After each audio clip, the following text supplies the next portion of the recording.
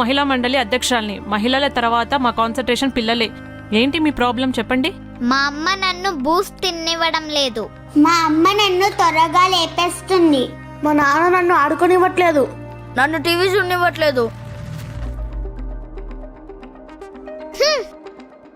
సొంత ఇంట్లో నిద్రకే ఇచ్చాం, బూస్కే ఇచ్చాం.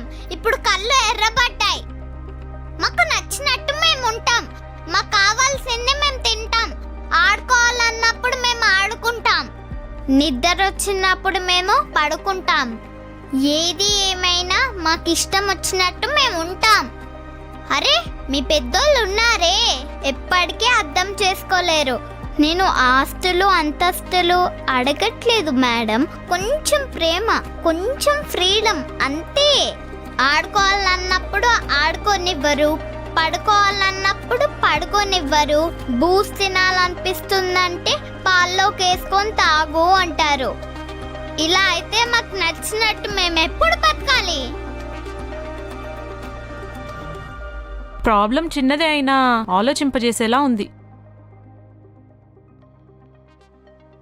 సో మీకు ఏం న్యాయం కావాలి? మాకు ఫ్రీడమ్ కావాలంతే. సరే అయితే ఈ రోజే అపార్ట్మెంట్ ప్రెసిడెంట్తో మీటింగ్ పెట్టి డిసైడ్ చేద్దాం.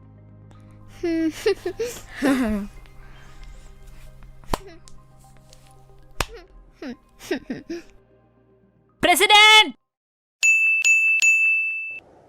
మాకు న్యాయం కావాలి.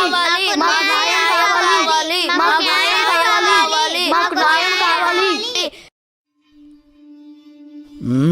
బా బా బా మీరు ఏమైనా చేసుకోండి, కానీ సైలెంట్గా చేయండి ప్లీజ్.